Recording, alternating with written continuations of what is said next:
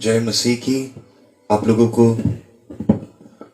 यीशु मसीह का सलाम। भाई टेरेंस आज फिर आप लोगों के पास आया है, बड़ी विनम्रता के साथ आप लोगों के पास आया है। मेरा हिंदी उतना साफ नहीं है, लेकिन मैं प्रभु को धन्यवाद देता हूँ कि खुदा ने मुझे तैयार किया है कि आप लोगों के पास मैं हर एक दिन वचन लेके आ सकूं और वचन सुना सकूं, क्योंकि खुदा यीशु मसीह एक सच्चा जीवित परमेश्वर है। और जो कोई भी उसके दर पे आता है, मैं एक साक्षी, एक गवाह हूं कि उनकी चरणों से कोई भी खाली हाथ नहीं गया। जो कोई भी विश्वास किया, खुदा की महिमा देखा है। आज हम लोग बहुत सारे इंसान लोग ऐसे हैं जो बहुत साल से मसीह में चल रहे, लेकिन ढोंगी बन चुके हैं, मालूम भी नहीं। और आज की टॉपिक ये मैं आपको दिखाना चाहता हूं, ढोंगी, हिपोक्रिट्स। पवित्र वचन में आने से पहले आइए हम लोग दुआ करते हैं, फिर उसके बाद वचन में चलते हैं। सर्वशक्तिमान परमेश्वर, सेनाओं की यहोवा, इस जुबान को तू इस्तेमाल कर प्रभु, कि तेरे दास दासी जो लोग सुन रहे हैं मुझे, वो लोग आशीष पाए, वो लोग ताकत पाए, वो लोग समझ ज्ञान पाए प्रभु, कि कैसे करके तेरे रास्ते में चलने से नजात मिलता है, कैसे करके कोई स्वर्ग के धन को पा सकता है, कैसे करके एक इंसान तेरे राज्य में धनवान हो सकता है। ये आशीष मेरे जुबान पे देख मेरे परमेश्वर, मैं तुझसे यही भिक्षा मांगता हूं। सर्वशक्तिमान प्रभु, तू किसी को खाली हाथ नहीं भेजता, और मैं तेरा दास हूं प्रभु। इसीलिए ये दास को तो इस्तेमाल कर कि आज सच्चाई को बयान कर सकूं, बेखौफ होके बोल सकूं प्रभु, जो तू मेरे दिल में डाला है। यही विनती, प्रार्थना, यही भिक्षा तेरे चरणों में रखता हूं, तू स्वीकार कर। हिपोक्रेसी ये एक ऐसी कीड़ा है जो एक इंसान के जीवन में अगर प्रवेश कर जाए, वो इंसान को नष्ट कर देता है। वो इंसान समझ भी नहीं पाता कि वो कब अंधा हो चुका है। वो इंसान खुदा के लिए कुछ नहीं कर पाता। वो इंसान अगर कुछ करता है तो वो दिखावा करता है, और दिखावा, जो कोई भी दिखावा करके किसी के लिए करता है, उसमें कोई भी आशीष नहीं है, उसमें कोई भी स्वर्गीय धन नहीं मिलता। खुदा कहता है, तेरी दाहिनी हाथ जो देता है, वो बायां हाथ को पता ना चले। इसके मतलब ही यही है कि जब यीशु मसीह आके पतरस को सौंपा, और पतरस जब काम शुरू किया था, तब जितने धनवान थे, अपने हर एक धन जितने उन लोग की जरूरत था, वही रख के, बाकी सब बेच के वो लोग पतरस के पैरों में आके रख दिया था। इसीलिए रख दिया था कि पतरस उसे वो इंसान लोगों को दे सके जो लोग भूखे हैं, नंगे हैं, जिन लोगों के पास 2 वक्त की रोटी कमाने के लिए भी जिंदगी से लड़ना पड़ता है, संग्राम करना पड़ता है, तकलीफ सहना पड़ता है।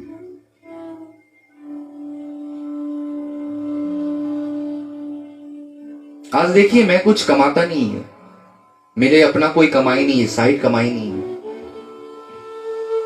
लेकिन जब भी मेरे पास कोई गरीब आया, मैंने अपने पॉकेट से जो भी रहता था, बहुत तकलीफ से, क्योंकि अगर मैं पैसा देता हूं तो मुझे दर्द सहना पड़ता है, मैं तभी भी निकाल के दे देता हूं। इसीलिए दे देता हूं कि शायद उसे जरूरत है।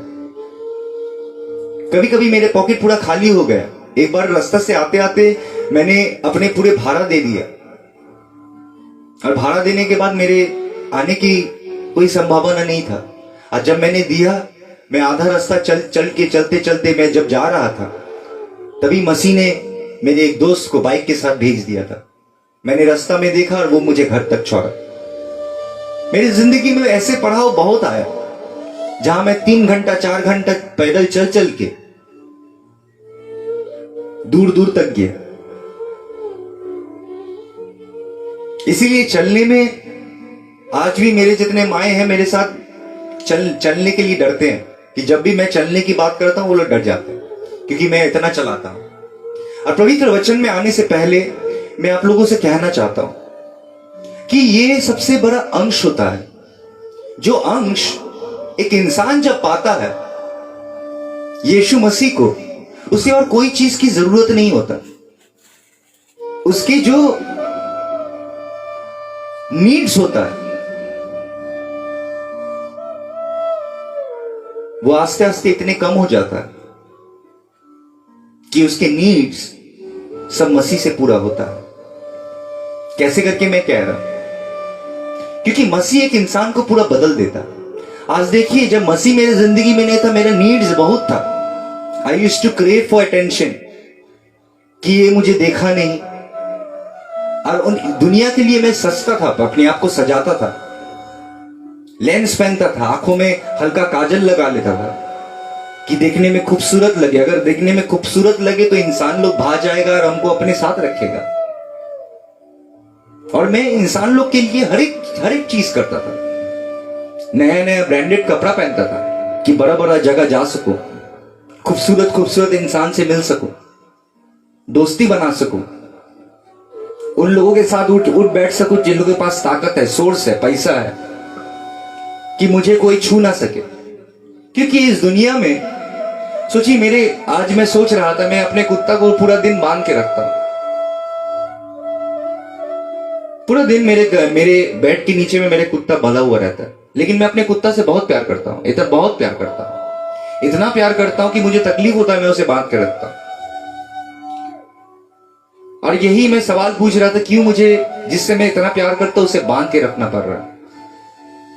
तभी मेरे मन से जवाब आया, क्योंकि बाहर में कुछ कुत्ते लोग ऐसा है कि जब ये निकलेगा उसे काट लेता, उसे चोट पहुंचाएगा।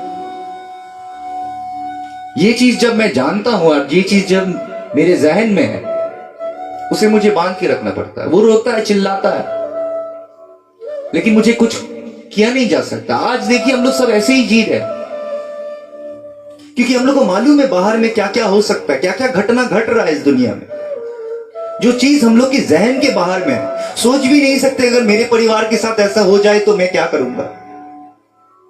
हम लोग ये सब सोच लाते भी नहीं है। हम लोग ये जिंदगी को ऐसे जीते हैं कि मौत हम लोग के करीब भी नहीं आ सकता। मौत के बारे में हम लोग सोचते नहीं है। हम अक्सर बहुत सारे इंसान लोग को सुने हैं, अगर कोई मौत के बारे में कहता है तो कहता है ये शब्द मत कहो। इंसान डरते हैं, लेकिन जिंदगी की सबसे बड़ी सच्चाई है मौत। और एक दिन हम लोग की मौत की रूबरू होना है। मेरे एक दोस्त के पिताजी कुछ दिन आगे गुजर गए। एक छोटे से भाई है मेरा, कह रहा था सुबह को बातचीत किया, सबसे मिले, हर चल रहा था, और शाम में मर चुके हैं। 2021 साल देख ही नहीं पाए। 20 तारीख उसके अंतिम दिन था। आज सोचिए, आज की तारीख कितना है? आज 28 तारीख है। आज अगर यही 28 तारीख आपके अंतिम दिन हो, यही 27 या 28 तारीख अगर आपके अंतिम दिन हो, आप क्या करेंगे? और वचन ये चिल्ला चिल्ला के कहता है। और पवित्र वचन में आने से पहले मैं चाहता हूं आप लोग कमेंट्स में लिखते रहे, अगर खुदा आप लोग से बात कर रहा है। यीशु मसीह को बहुत कोई अपना नहीं सके, क्योंकि उनके जो रास्ते थे, उनके जो सोच विचार थे, वो इंसान लोग से नहीं मिलते थे। क्योंकि खुदा वो सब बात कर रहा था जो बात सुनने में और करने में इंसान डरता है। यीशु मसीह इंसान लोगों को वो बात सिखा रहा था जो चीज करने में बहुत इंसान डरता है। एक दिन एक यंग धनी व्यक्ति यीशु मसीह के पास आया और यह सवाल पूछा कि नजात पाने के लिए मुझे क्या करना पड़ेगा। और यीशु मसीह ने उसे कहा, 10 आज्ञा को पालन करो, तुम्हें नजात मिल जाएगा। उन्होंने कहा कि छोटे से मैं ये 10 आज्ञा को बहुत विनम्रता से पालन कर रहा हूं। और जब ये बात उन्होंने कहा, यीशु मसीह घूम के उसे देखा और यीशु मसीह देखने के बाद उससे कहा, तुम्हारे अंदर में एक चीज है जो चीज तुम्हें रोक रहा है नजात से, वो है तुम्हारे पास बहुत दौलत है। जाओ वो दौलत गरीबों में बांट दो और मेरे चेले बन जाओ। मतलब चेले बनने के लिए इंसान अगर यीशु मसीह के पास आ रहा है दौलत पाने के लिए, तो आप गलत जगह में हैं। क्योंकि यहां असली दौलत पैसा नहीं होता, यहां असली दौलत पवित्र आत्मा है। यहां असली दौलत यीशु मसीह है, जिसे एक इंसान पा जाने के बाद वो हर एक मुमकिन काम को अंजाम दे सकता है, जो काम इंसान 1000 करोड़ पैसा लगा के भी नहीं कर पाता। इसलिए बहुत सारे इंसान ऐसे आए। मुझे याद है मेरे ही एरिया में, मैं जब एक जगह में दुआ करने के लिए गया था, वो घर वाला लोग के साथ कोई उन लोग की प्रॉपर्टी लेके झगड़ा चल रहा था आपस में, और प्रॉपर्टी को बेचने के लेके झगड़ा चल रहा था। वो लोग जितना मांग कर रहा था उतने पैसा उन लोग देना नहीं चाहता था। तो उन लोग ने क्या करना शुरू किया, उन लोग गुंडा भेजने शुरू किया उसके घर पे, गुंडा से डराने लगे। फिर उन लोग के पानी की लाइन काट दिया, फिर उन लोग के करंट के लाइन काट दिया। आस्ते आस्ते सब कुछ करने लगे कि वो लोग कम दाम में पैसे को अपने घर को बेच दे। और वही समय जब मुझे लेके गया था, वहां पर ही कोई नहीं था। मैं जब दुआ करने के लिए गया, उसके सिर्फ परिवार थे 5 आदमी, और वो 5 आदमी को बैठा के मैंने एक बात किया था। मैंने कहा कि अगर यीशु मसीह में विश्वास रखते हो, तुमने किसी के पास नहीं गया, उन लोग ने गुंडे लोग के पास गया, वो लोग अपने सोर्स खटा रहा, लेकिन तुम यीशु मसीह के पास आए हो। लेकिन अगर आए हो तो विश्वास लेके आओ, क्योंकि जो विश्वास लेके आता है वो ईश्वर की महिमा देखता है। और मैंने वहां प्रचार किया, और प्रचार करने के बाद उन लोग ने कहा कि मैं ये घर को बेचना चाहता हूं 13 लाख में, लेकिन वो लोग देना नहीं चाहता, वो लोग सिर्फ 5 लाख कह रहा। मैंने कहा सिर्फ विश्वास रखना, और मैंने उन लोग के लिए दुआ किया, मैंने चले गया। आप विश्वास नहीं कीजिएगा, 3 दिन में उन लोग 13 लाख रुपया पा चुका था, और वो लोग घर बेच के चले भी गए। लेकिन एक बार भी वापस आके धन्यवाद नहीं दिया।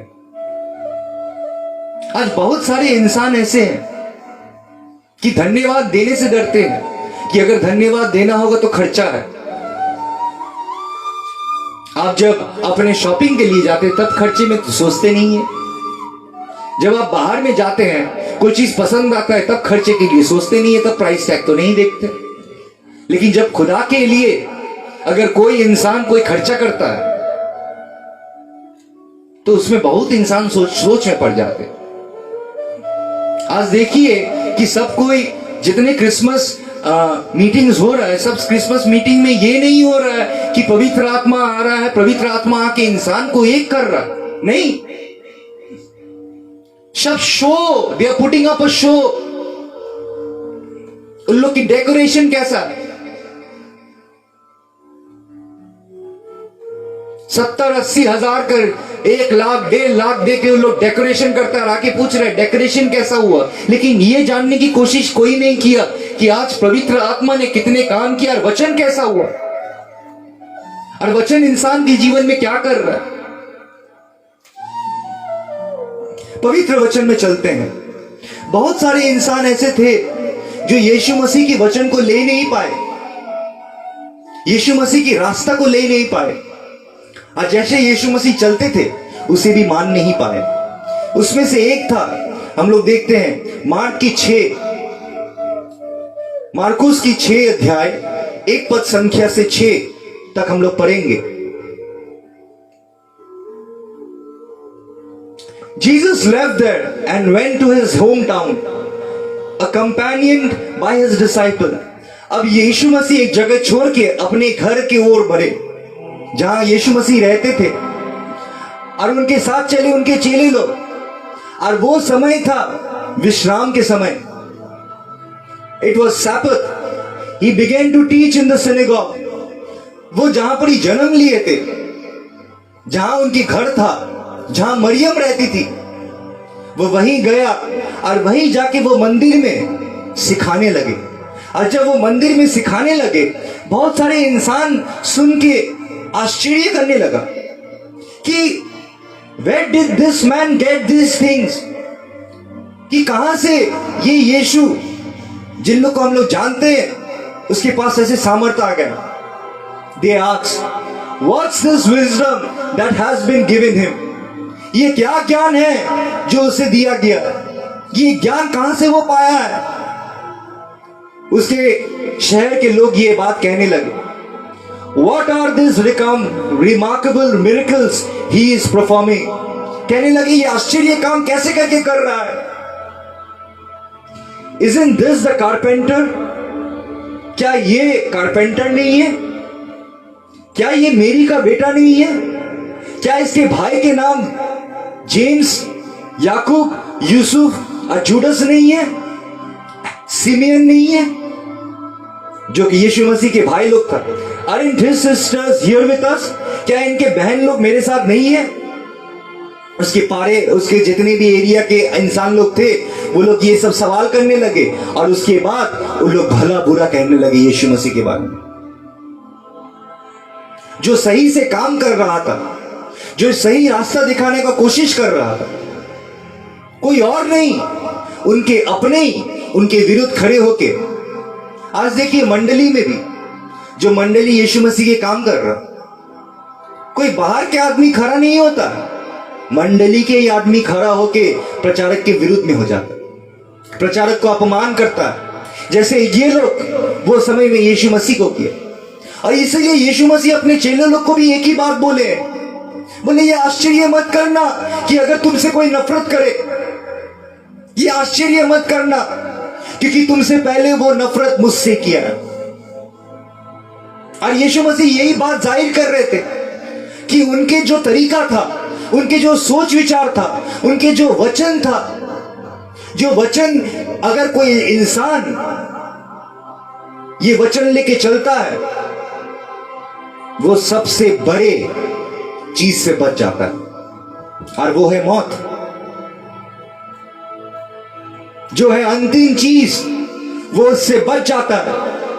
और पवित्र वचन में कहता है जीसस सेड टू देम, और यीशु मसीह ने कहा a prophet is not without honour except in his home town, among his relative and his own home.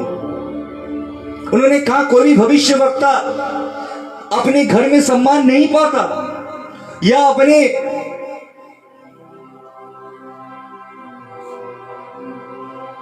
घर में सम्मान नहीं पाता या अपने टाउन में सम्मान नहीं पाता, ना अपने घर वाले लोग के सामने में या अपने जो उसके घर है उसमें भी वो अपने देश में सम्मान नहीं पाता.